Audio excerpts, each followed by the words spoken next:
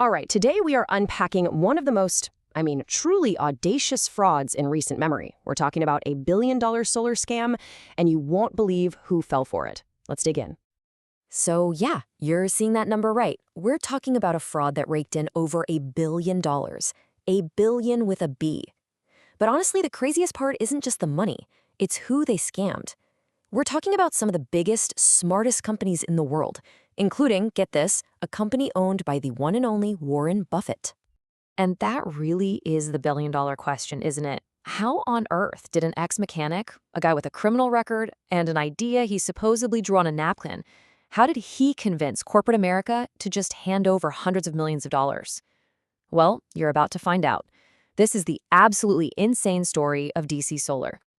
Okay, so to really get how this all went down, you have to meet the man at the center of it all, Jeff Karpov. See, his whole persona, his whole sales pitch was built around this underdog story. He was the scrappy, brilliant inventor who came from nothing. He really leaned into this whole narrative. You know, telling people he came from a town where the sewer meets the sea. That's a direct quote. He basically took his past as a jobless mechanic with a criminal record and spun it into this incredible rags to riches tale. And boy, did he live the riches part. We're talking a complete 180 from a rundown house to private jets and luxury mansions. And this right here was the idea that supposedly started it all, the classic napkin sketch story. He claimed that while selling solar panels, he realized people were afraid of them getting stolen. So, his big light bulb moment? Just put the solar panels on a mobile trailer. Simple, right? He got his brother-in-law, another mechanic, to help him build a prototype. And on the surface, it actually seemed like a pretty smart fix for a real problem. But here's where the story takes a sharp turn. Because, you see, the solar generators, they were never the real product, not even close. The actual genius, and I use that word very loosely here, of the DC solar scam was all about gaming the system. Specifically, a huge government tax break for green energy. Okay, stick with me here, because the deal they offered was designed to be a total no-brainer. It went like this. An investor, say a huge company, pays just 30% of a generator's cost up front. Then they immediately get that exact 30% back from the government as a tax credit. So poof, their initial investment is gone. Then, DC Solar promises to loan them the other 70% and guarantees to pay them for leasing out the generator.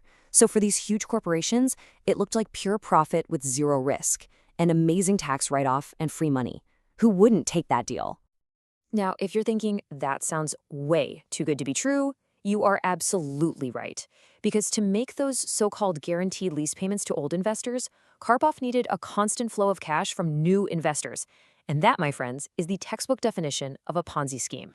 So the whole thing, the entire house of cards, relied on one simple idea, actually leasing out these thousands of solar generators. But there was a teeny tiny problem. A massive one, actually. The generators were total junk, and almost nobody was actually renting them. I mean, just look at this quote. The guy in charge of building these things, Karpov's brother-in-law, admitted he had no idea how solar worked and was just Googling it. Can you believe that? The generators were so bad, they often had to hook up diesel engines to them just to make them work. You'd literally see smoke pouring out from behind these green energy machines. It was an absolute joke. So, to keep the Ponzi scheme going, Karpov had to pretend business was booming. He told new investors that more than 80% of his generators were out in the field, leased, making money. The truth? The actual number was, drumroll please, about 5%. Not 80, 5. The gap between the lie and reality was just immense. So, you might be asking, how do you hide a lie that big? Well, they had a whole bag of tricks. We're talking forged lease agreements with companies that didn't exist. They cooked the books to make it look like they were swimming in cash. They used the new investor money to pay the old investors their fake lease payments. They even went so far as to swap the vehicle identification number stickers on generators to fool inspectors. It was a full-blown criminal enterprise. And while this whole business was secretly a hollow shell, what were the Karpovs doing with all that cash? Oh, just living it up. We're talking a car collection of over 100 vehicles, multiple mansions, a private jet. They even bought a minor league baseball team. An absolutely obscene lifestyle. all funded by a business that was, for all intents and purposes, completely fake. Look, a scam this huge, built on nothing but lies, it's just not sustainable. You can only fool people for so long. And sure enough, by 2016, the IRS started poking around. They were looking at the numbers and thinking, something here just doesn't smell right. The house of cards was starting to shake. And then, in 2018, it all came crashing down. An employee on the inside couldn't take it anymore and blew the missile, telling the SEC everything. And that was it.